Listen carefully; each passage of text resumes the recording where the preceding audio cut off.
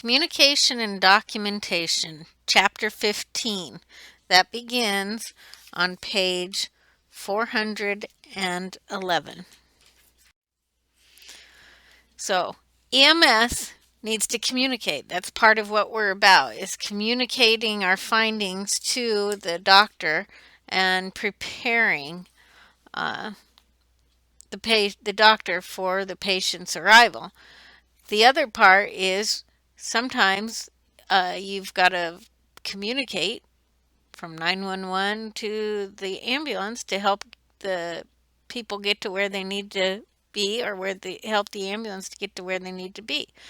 We use various forms of communication: radios, one-way pagers, cell phones, and then our traditional telephones. So, our EMS radio systems consist of base stations, mobile radios, portable radios, repeaters, cell phones, and telemetry. So, an example of EMS communication system using repeaters.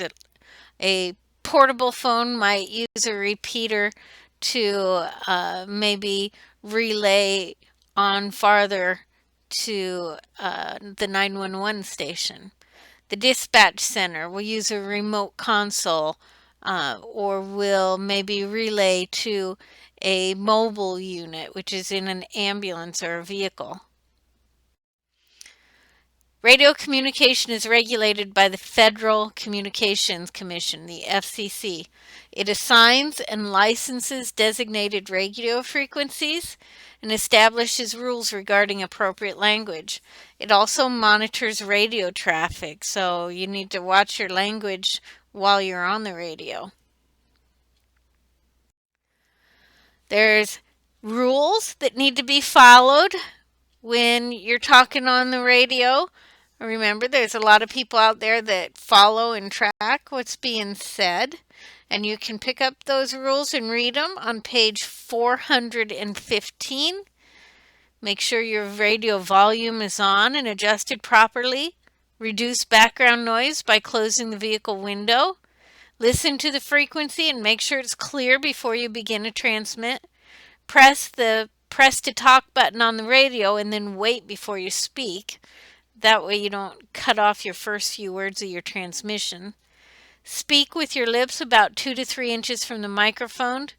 When calling another unit or base station, you use their unit number or name and then yours. So, hey you, it's me. So you'd be calling to, if Nauvoo Ambulance was calling to Fort Madison Hospital, we'd say Fort Madison Community Hospital from Nauvoo Ambulance. If the unit you are calling tells you to stand by, wait until they tell you they are ready before you start talking again. And when you do, speak slowly and clearly. Keep the transmission brief.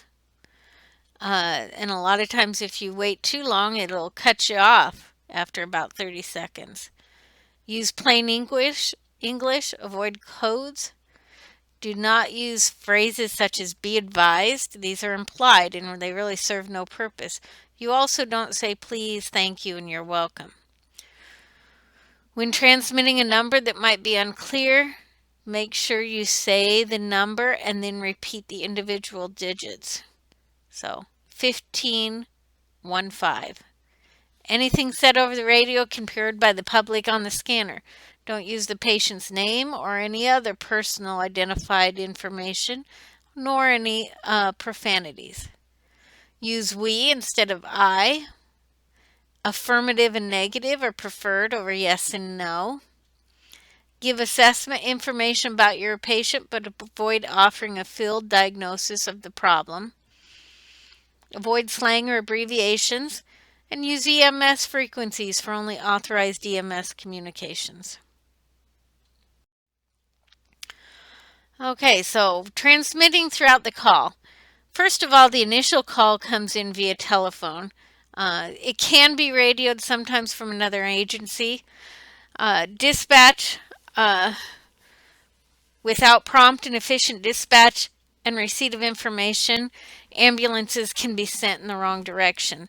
So If two units are talking simultaneously, only one will be heard. So that's why you have to listen before you talk. Without prompt and efficient dispatch and receipt of information, ambulances can be sent in the wrong direction. So dispatch is going to confirm receipt of transmission by repeating part of it back. Dispatch may end the transmission with time for documentation. So all times are according to the 24-hour clock. Carry a portable radio whenever you leave the unit. Radios need proper care and maintenance. So reports must be given to destination hospital so it can prepare for arrival. Usually we do it by radio, but more and more it's happening by cell phone. It's structured to present only the most important information first when you transmit. So speak slowly and clearly, and then you start out by giving your report by what you were called to, and then what your initial findings were, and then a brief head-to-toe assessment and what treatments you've given, some vitals, and then your ETA. So you communicate either by radio or cell phone. So here's the process of our medical radio reports. Unit identification and then the level of the provider, estimated time of arrival, the patient's age and sex, chief complaint, a brief pertinent history of the present illness or injury and any major past illnesses, their mental status, some baseline vital signs, pertinent findings of a physical exam and what you found wrong with them, emergency care that you gave and how they reacted or responded to that care. And then if you have any medical directions or orders, you would say any questions or orders and allow them to respond. When you communicate with medical direction, give information clearly and accurately. If you receive an order or a denial for medication or procedure, repeat it back word for word. You want it to be clear and clarified. If it's unclear, ask him to repeat it. If the order seems inappropriate, question them. Ask them to repeat it and verify what they want done. It may jog them to clarify it more. Give an arrival at destination time, and when you finally get there, you want to introduce the patient by name, give them a complete and updated report, something more than what you gave them on the radio prior to. The verbal report is the report that you give when you're at the hospital. So the elements of the verbal report is just to tell them the chief complaint of the patient, anything that you didn't give previously on the radio, assessment, treatment that you gave en route, any additional vital signs that happened after you'd already talked to them.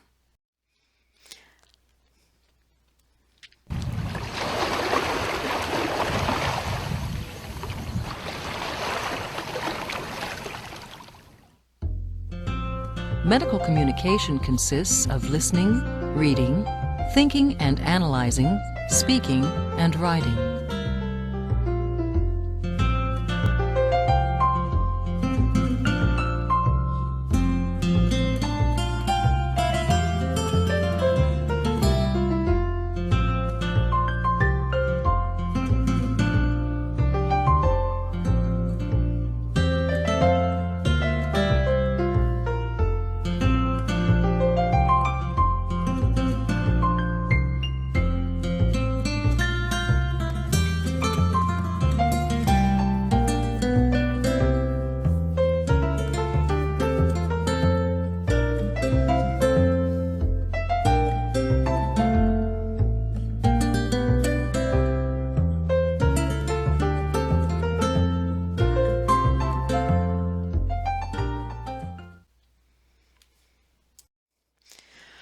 So the team also has to communicate amongst each other when you work together.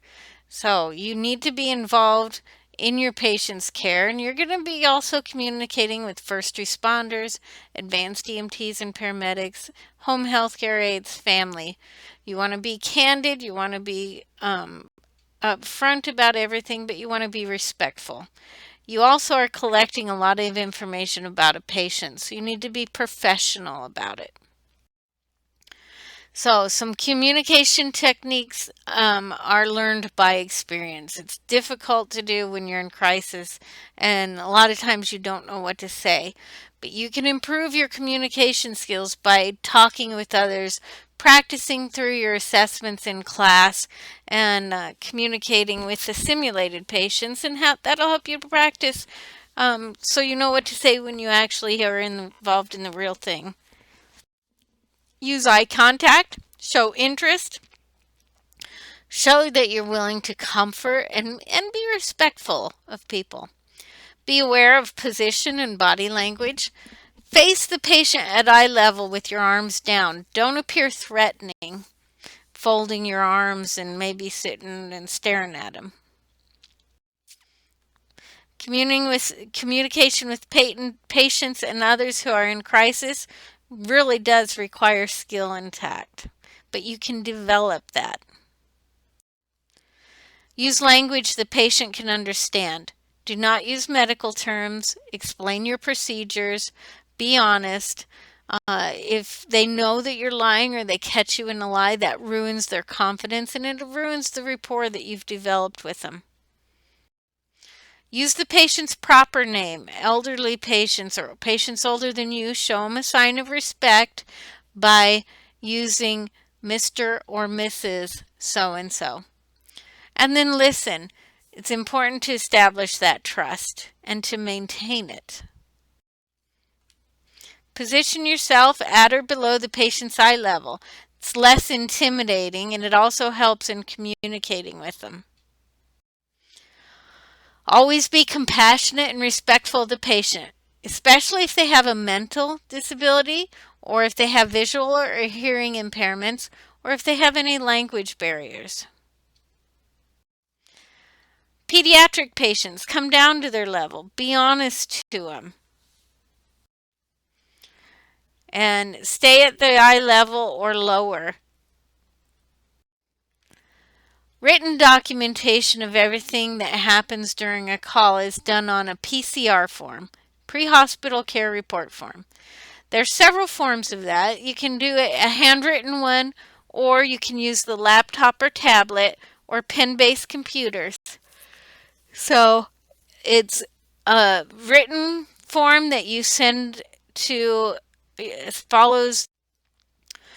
So, what does a pre-hospital care report do?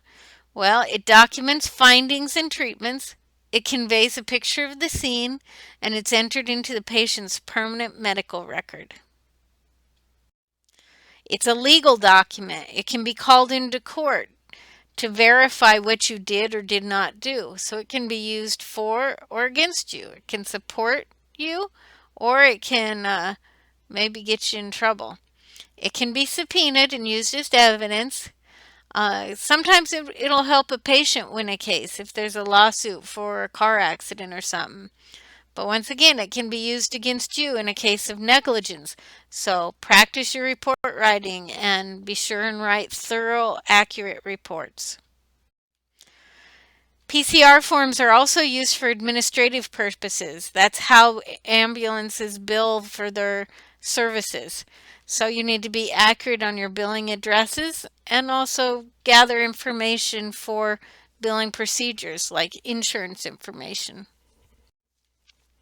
It's also used for education and research, clinical research, statistics, continuing education, tracking EMT's personal experience sometimes is done by documenting through the PCR form, and it's also a way that we can update or change our protocols based on best practices of what's working and what's not working. So it's quality improvement. There's routine call reviews. This ensures that the standards are people are complying to the standards. It can reveal providers deserving special recognition. It can reveal opportunities for improvement. There's data elements on the pre-hospital care report. NISTA, National Highway Traffic Safety Administration, has set more than 400 elements that are required. Um, there's a minimum data set available nationwide, and a lot of states have come up with requirements in their specific computerized forms.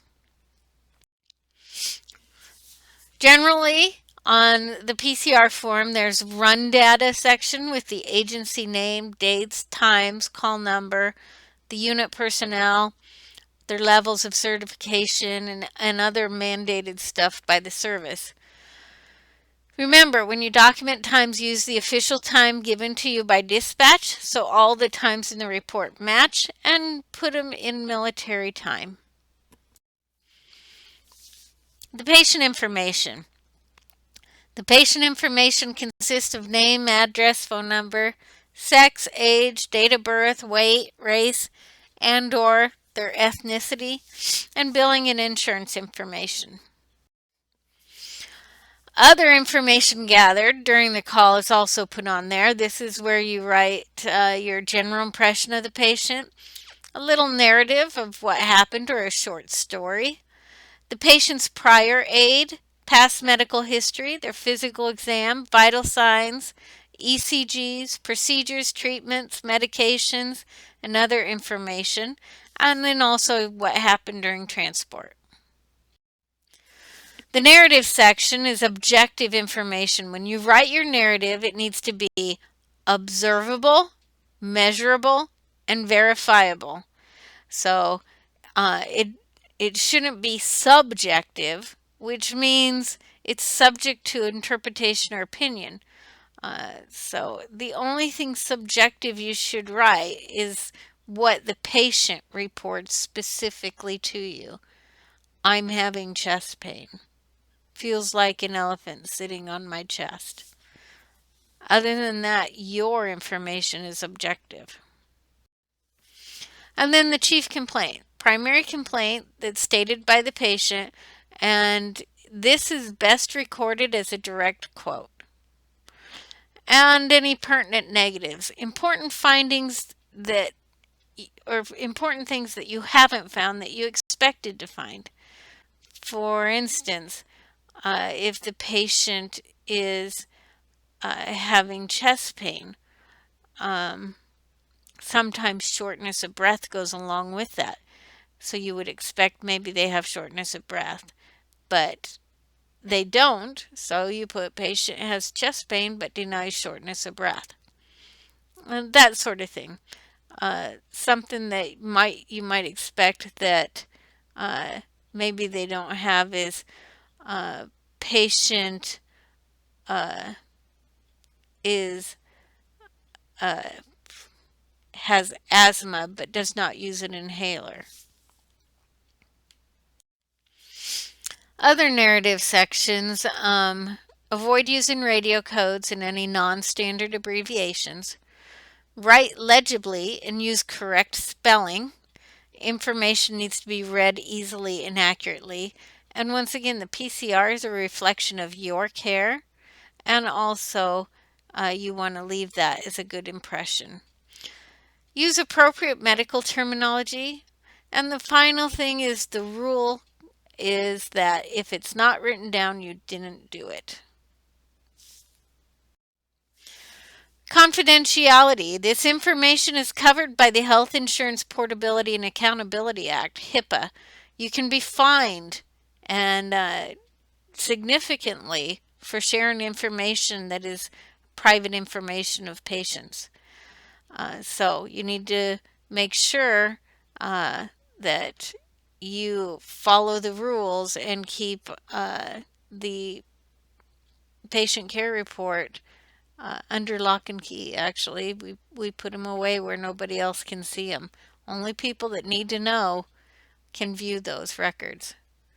Patient refusals are high liability. You need to be thorough when you write a refusal. Document all details in a refusal of care form. And actually, it is a PCR form that's filled out. And then you have a patient signature once you have documented that they have informed consent, that you've told them the risks and benefits of their refusal. Falsification of reports um, is is illegal and irresponsible and unprofessional. So you don't need to cover up errors. You need to report errors so that other people don't make the same mistakes. You can record something you forgot to do. You can go back later and add to it, but you need to put a time stamp and put an addendum of the date and time that you do it. If you made a mistake and you want to change it, you draw a line through it, just one simple line through it, and then add what you wanted to put. So you respond to a call for an unconscious male. Upon arrival, the patient's awake, alert, and walking away. He states he was just sleeping and does not need or want treatment or transport. What do you do? All right, well, doesn't seem like he needs any help, but this is a high liability because it's a refusal. So you need to make sure and get a thorough assessment if you can, but he needs to know the risks and benefits of refusing treatment, and that needs to be documented thoroughly. You also need a witness to sign that. So, is it a patient? Is it a complete assessment and physical exam needed? How will you document this call? Should you obtain a formal patient refusal? Some special situations would be multiple casualty incidents. This is a logistical problem for EMTs. There's a lot of patients, a lot of care that's provided by a lot of different providers at different times and locations. So formal documentation, a very thorough report for each one, a lot of time doesn't take place. You use triage tags. Some other situations would be exposure to infectious disease. That needs to be documented and tracked and an incident report generated. And if there's an injury to yourself or another EMT, same thing. Any hazardous or unsafe scenes, referrals to social service agencies. And then we've got mandatory reporting requirements for the child or elderly abuse you might suspect. When calling in patient information, be sure and include these elements: the unit ID and level of provider, estimated time of arrival, patient's age and sex, chief complaint, brief pertinent history of the present illness. Major past illnesses, mental status, baseline vitals, pertinence findings on the physical exam, emergency medical care, and response to that emergency medical care. Also when you call in patient information, make sure you make contact with medical direction if you need or have any questions. With your PCR forms, make sure you've got the patient's name, address, date of birth, age, and sex. When completing the PCR form, get the billing and insurance information, the nature of the call, the mechanism of injury, and where the patient was found. Any treatment that you gave before you arrived or before the EMT arrived, signs and symptoms, baselines, and any vitals that you take. Their secondary assessment, what you did for the patient, whether they improved or not, and any other changes in their condition. So, a PCR may be a legal document in a court proceeding. The data from PCRs may help determine future treatments, trends, research, and quality improvement. Your report should paint a picture of your patient and their condition, accurately describing your contact with the patient throughout the call. Emergency medical communication comes in many forms, and it's essential for team based patient care. A medical radio report is structured to present pertinent facts about the patient without providing more detail than is necessary. A proper verbal report will include the chief complaint, any history that was not given previously, additional treatment given, and additional vital signs taken en route. Interpersonal communication is often challenging in EMS. Adopting best practices can improve communication capabilities significantly. Confidentiality, patient refusals, and falsification of records are all important legal concepts that an EMT must consider when documenting a call. So, how can you improve your interpersonal communications with patients and team members? Practice. Talk to people nicely. Converse with your team members. Talk to people that you are called to. Know the difference. What is objective and what is subjective information on the narrative portion of the PCR. Organize this random information and present a radio report to the hospital. Chest pain, radiating to the shoulder, 56-year-old, oxygen applied at 15 liters a minute via non-rebreather, alert and oriented, female. So, I have a 56-year-old male patient who's having chest pain radiating to his shoulder. He's alert and oriented, sorry, it was a female, and oxygen is applied at 15 liters a minute via non-rebreather.